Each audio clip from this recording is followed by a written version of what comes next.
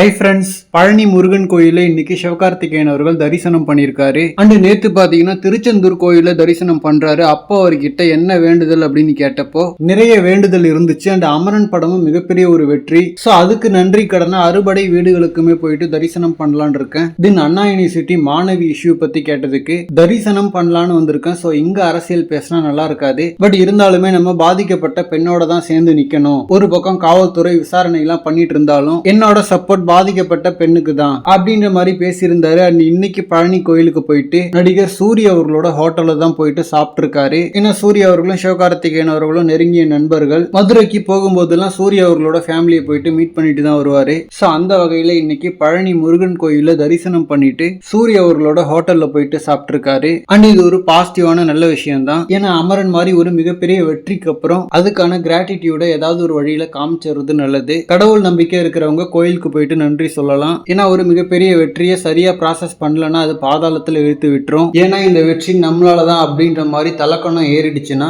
அதோட கதையே முடிஞ்சிடும். சோ அதனால இந்த மாதிரி ஏதாவது ஒரு வகையில கிராட்டிடியூட காமிச்சிடுறது நல்லது. ஏன்னா அமரன் வெற்றி யாருமே எதிர்பார்க்காத அவ்வளவு பெரிய அசுர வெற்றி. 300 கோடி பாக்ஸ் ஆபீஸ்ல ரீச் பண்ணது சாதாரண விஷயம் இல்ல. சோ அந்த வெற்றிக்கு அப்புறம் சில மாதங்களாவே சிவகார்த்திகேயன் அவர்கள் நிறைய கோவிலுக்கு போயிட்டு தான் இருக்காரு. அண்ட் நெக்ஸ்ட் அவரு சுதா கொங்கரா அவர்களோட டைரக்ஷன்ல SK25 படத்துல நடிச்சிட்டு இருக்காரு. ஜெயம் ரவி அண்ட் அதர்வா சேர்ந்து நடிக்கிற இந்த படத்தோட ஷூட்டிங் தான் இப்போ பரபரப்பா போயிட்டு இருக்கு. சோ அதோட ஷெட்யூல் பிரேக்ல தான் இப்போ கோயிலுக்கு வந்திருக்காரு. ஓகே ஃப்ரெண்ட்ஸ், இந்த மாதிரி கோலிவுட் பார்த்தீங்கன்னா ஹாட்டான அப்டேட்ஸ்க்கு நம்ம மணி மூவி பஸ் சேனலை சப்ஸ்கிரைப் பண்ணுங்க. தேங்க்யூ.